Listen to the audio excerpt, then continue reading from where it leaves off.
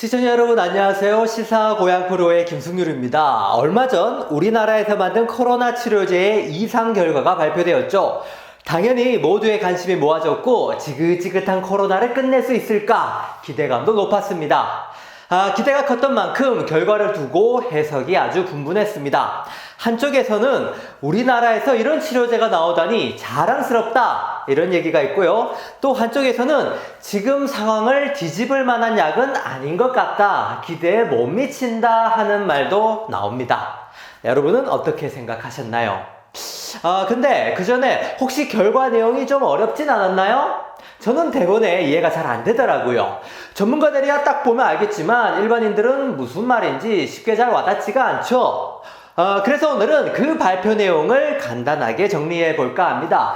결과가 어땠길래 그렇게나 말이 많았을까요? 지금부터 시작해 보겠습니다.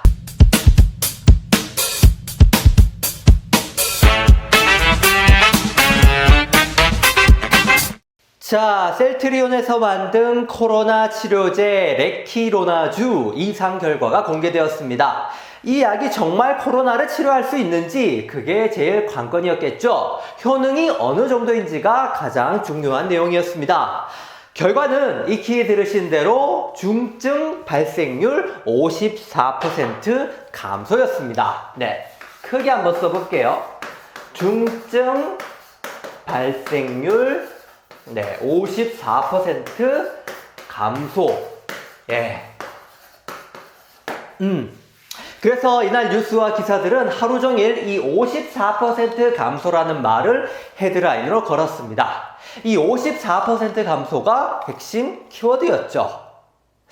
자, 근데 이 중증 발생률 54% 감소, 이게 대체 무슨 말일까요?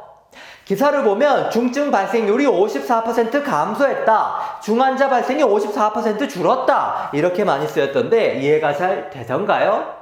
저는 한 번에 딱 와닿지가 않았습니다. 구체적인 설명 없이 그냥 54% 감소 이렇게 해놓으면 단순하게 이런 생각이 먼저 들 수 있죠. 환자가 100명, 100명인데 이 약을 맞고 54명은 낫고 46명은 안 나았나 보다. 환자 100명 중에서 54명은 나았으니까 어느 정도 효과가 있었나 보다, 뭐 이렇게 말이죠. 물론 그렇게 안 본 사람도 있겠지만 보는 사람에 따라 이렇게 이해할 수도 있죠. 그럼 치료제가 거의 50% 확률로 낫거나 안 낫는 그런 약으로 인식될 수 있습니다. 반이라도 나으니까 좋은 건지 아니면 반밖에 못 나으니까 안 좋은 건지 좀 헷갈립니다. 그죠? 자, 결론부터 말하자면 이건 그런 뜻이 아닙니다. 반은 낫고 반은 못 낫는 게 아니라는 거죠. 자, 그럼 이 54% 감소는 구체적으로 어떻게 나온 수치일까요? 지금부터 이걸 설명해 드리겠습니다.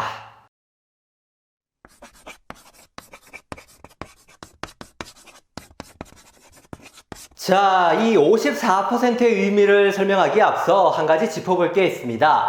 지금 나온 치료제가 최종 허가가 된 게 아니죠. 이제 임상시험 2상을 끝내고 중간 결과를 발표한 겁니다. 당연히 약을 아무렇게나 만들면 안 되겠죠. 그래서 약은 까다롭고 엄격한 시험을 거쳐서 세상에 나오게 됩니다. 그걸 임상시험이라고 하는데요. 이 임상시험을 간단하게만 짚어보겠습니다. 저도 잘 모르는 분야이기 때문에 길게 설명할 것도 없습니다. 임상시험. 자, 임상시험은 크게 3단계로 나뉩니다. 1단계 일상시험은 건강한 사람에게 이 개발된 신약을 투여해보는 단계입니다. 이 약이 필요한 환자 말고 건강한 사람에게 먼저 놔보는 거죠. 당연히 건강한 사람이라면 이 약을 맞고도 아무런 이상이 없어야겠죠. 약을 맞았더니 막 머리에서 뿔 나고 좀비로 변하고 막 이러면 안 되잖아요. 그죠? 건강한 사람한테 이상을 일으키진 않는지 시험하는 단계입니다. 문제가 없다면 이제 2상으로 넘어가겠죠. 그러니까 1상은 건강한 사람에게 부작용 같은 걸 테스트하는 겁니다. 자, 이상은 이제 진짜 환자에게 이 약을 써보는 단계입니다. 건강한 사람한텐 아무런 반응이 없어야 되지만 환자한텐 효과가 있어야겠죠. 예, 그 효과를 검증하는 단계인데요. 이때 그 검증을 어떻게 하는지가 중요합니다. 그냥 환자 100명 모아놓고 신약을 준 다음 효과를 체크하는 게 아니고요. 이 신약이 다른 약보다 얼마나 더 효과가 있는지를 비교하면서 검증하는 겁니다. 네. 자, 예를 들어 이렇게 한다는 거죠. 네. 환자 200명을 모아서 100명씩 두 그룹으로 나눕니다. 네.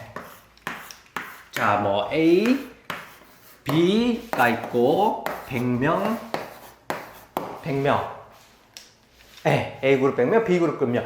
그리고 이제 그룹마다 다른 약을 처방합니다. 네, 이 A그룹에는 가짜 약이나 이미 나와 있는 일반 약을 쓰고 B그룹에는 진짜 시험에 대한 신약을 써보는 거죠. 네, 여기 A그룹에는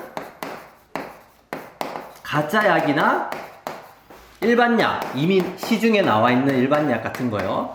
그리고 B는 신약을 주는 그룹입니다.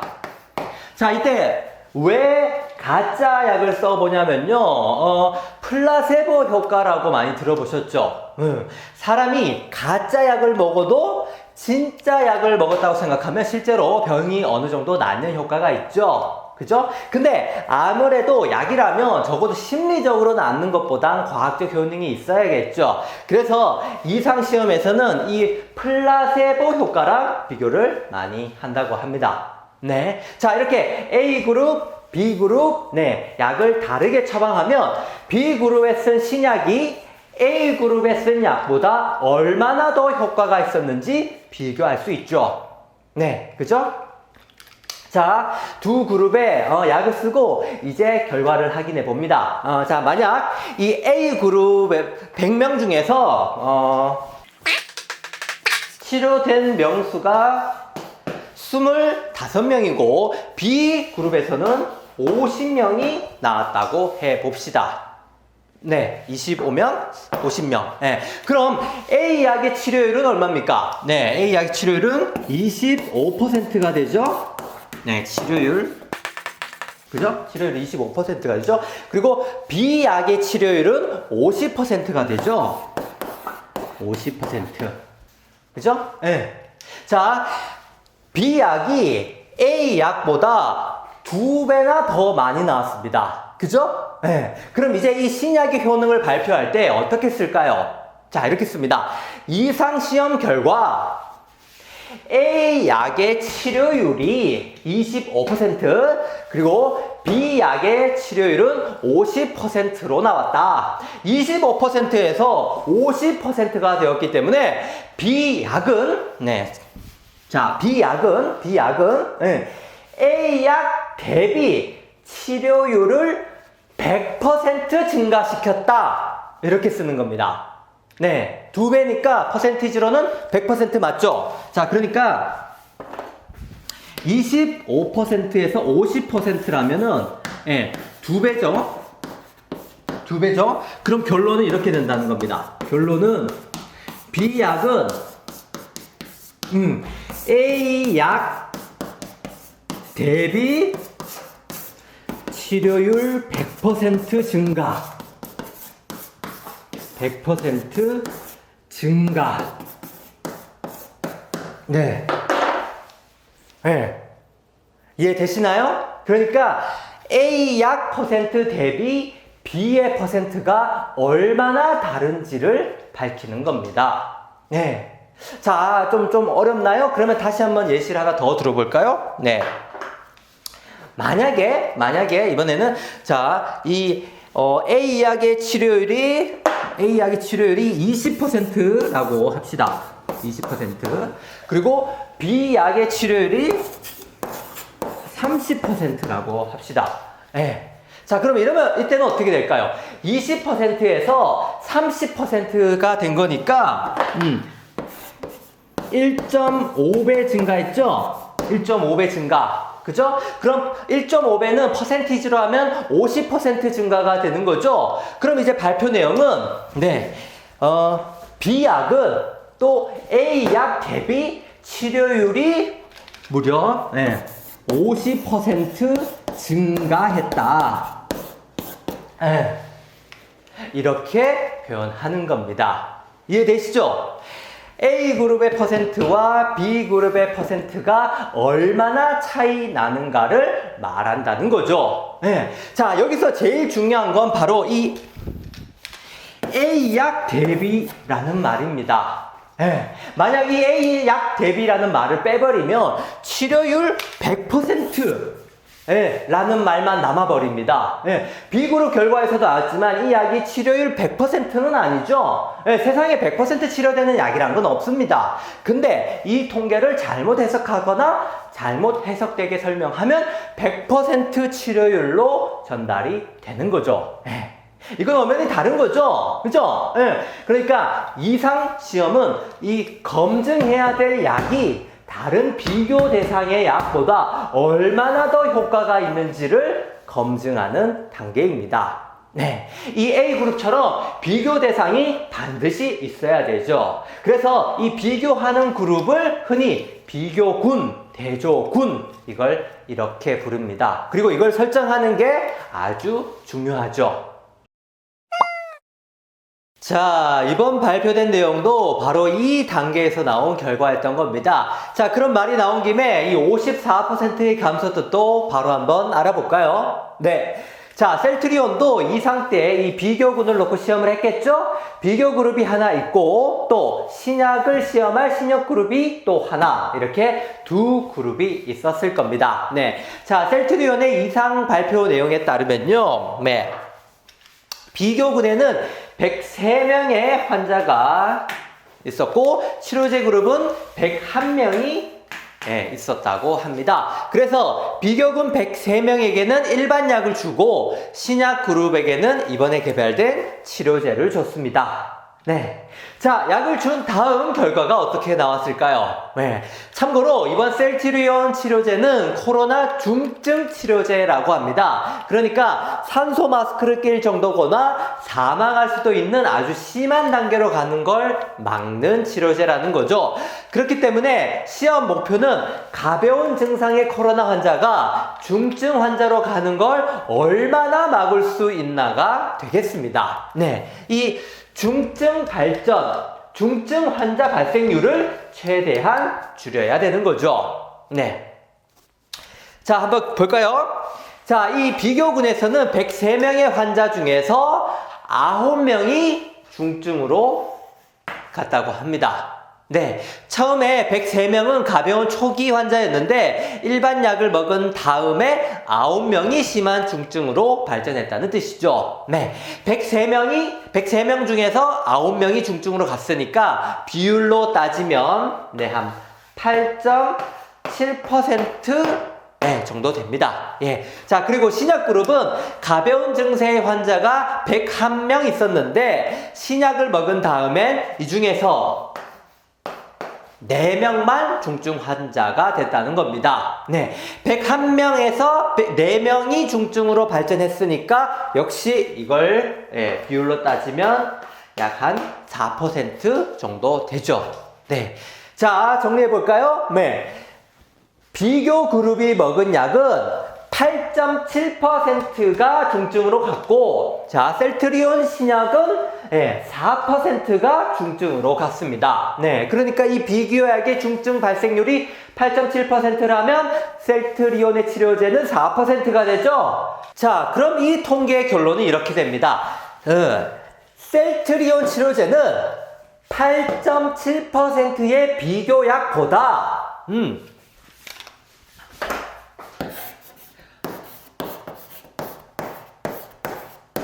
54% 감소한 4%의 중증 발생률을 보였다.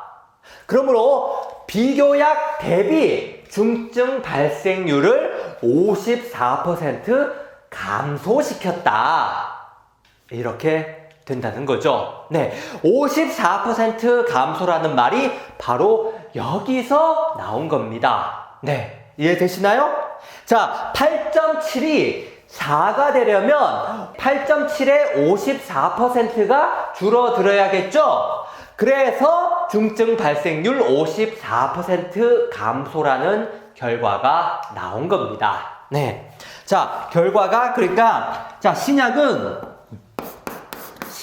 결과는, 효능은, 네, 비교약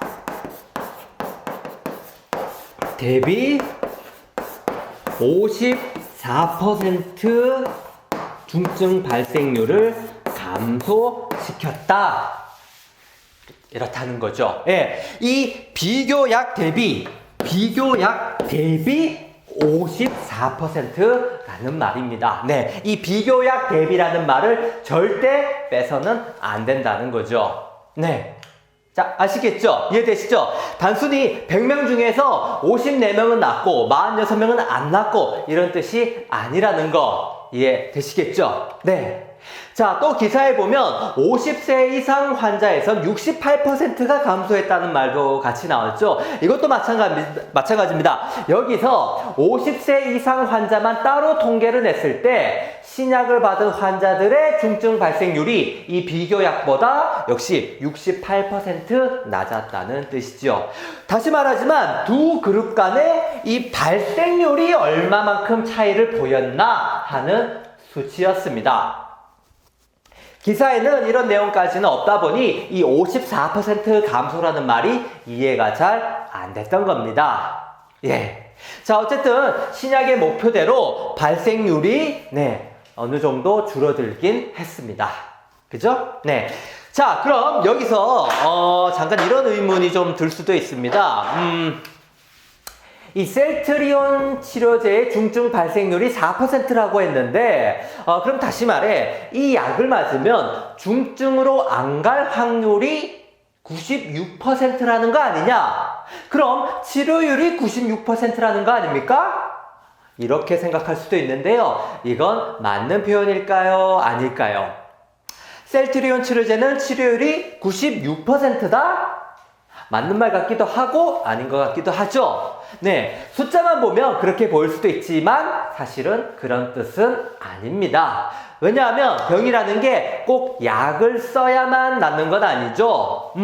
아직 코로나 중증 발생률이 정확히 얼마라고 나오진 않았습니다. 근데 우리나라 상황을 봐도 지금까지 확진자가 7만 명이 넘지만 그 중에서 6만 명이 넘는 사람들이 이미 완치 판정을 받았습니다. 딱히 치료제가 있는 것도 아닌데 말이죠. 그건 우리 몸이 바이러스랑 싸워서 스스로 이겨낸 거죠. 네, 그러니까 이 비율대로라면 96%에서도 아마 대부분의 환자들은 약이 없어도 낫긴 낫을 겁니다. 네. 그치만 그렇다고 그게 치료제가 없어도 된다는 말은 절대 아닙니다. 몸이 약하거나 나이 드신 분들은 혼자 힘으로 병을 이겨내기 힘들죠. 그런 분들이 대개 사망을 하게 되니까 그걸 막기 위해서라도 치료제는 꼭 필요하죠. 그러니까 결국 통계 그대로 보는 게 제일 좋은 것 같습니다. 이 비교약 대비 54% 좋다는 거지 96% 치료율이라는 뜻도 아니고 앞에서 오해한 54%가 낫는 것도 아니라는 거죠. 자, 발표에 나온 내용을 몇 가지 더 뽑자면요. 먼저 회복기간 단축이 있었죠. 신약을 쓴 그룹이 비교약보다 회복 속도가 3일 정도 더 빨랐다는 겁니다. 이건 이해하는 게 별로 어려울 게 없죠. 병이란 게 이왕이면 하루라도 빨리 낫는 게 좋습니다. 그죠? 예. 그래야 환자 입장에서는 고생도 덜하고 비용도 줄일 수 있습니다. 거기다 환자가 빨리 회복돼서 퇴원하면 병상도 그만큼 더 많이 돌릴 수 있겠죠. 의료 시스템 차원에서도 좋은 부분이 많습니다. 근데 이걸 두고 겨우 3일? 이렇게 보는 시각도 있던데요. 겨우 3일 줄이자고 40만 원이나 하는 약을 마셔야 하나? 그런 지적도 있었습니다. 판단은 여러분들이 하시길 바랍니다. 자, 그리고 마지막으로 짚어볼 키워드인데요.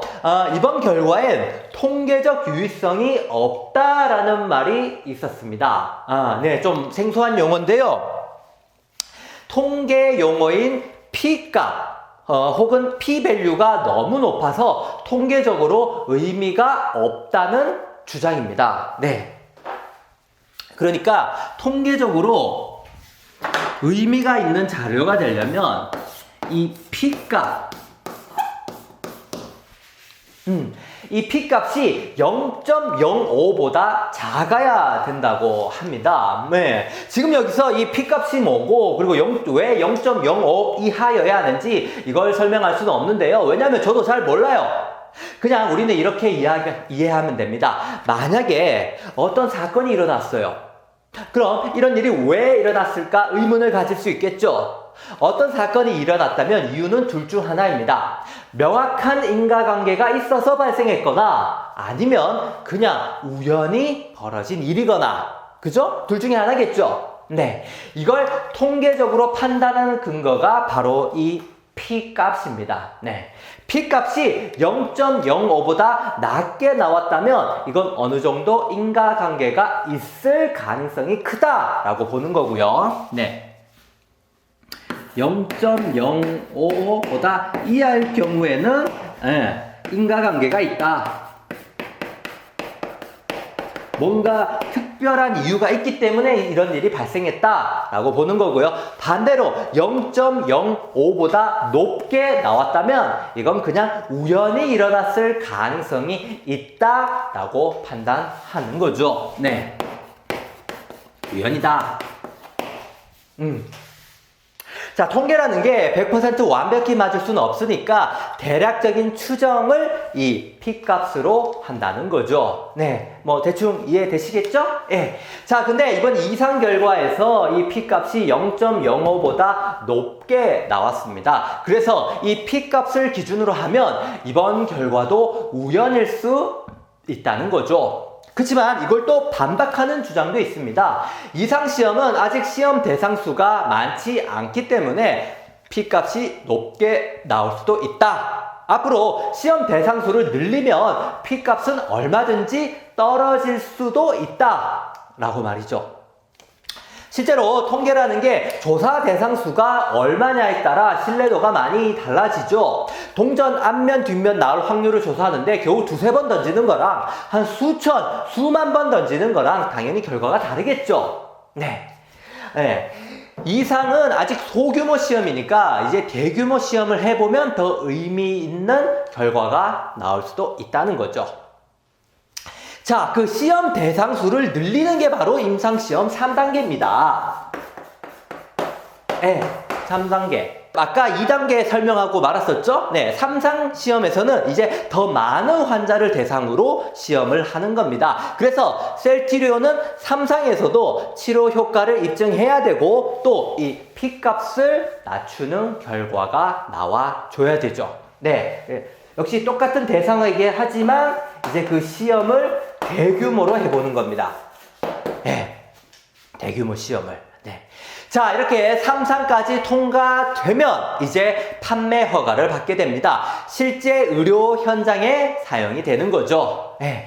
사실 이 임상시험이 일반적으로는 10년에서 15년은 걸리는 어마어마한 일이라고 합니다. 시간도 오래 걸리고 돈도 많이 들어서 대부분의 약들이 이걸 통과하지 못한다고 하네요. 그만큼 깐깐하게 본다는 거죠. 근데 지금은 상황이 워낙 위중하니까 이 단계를 최대한 빠르게 진행하고 있는 겁니다. 자, 이번 치료제도 이제 곧 3상에 들어간다고 하니까 더 좋은 결과가 나오길 기다려 봐야겠습니다.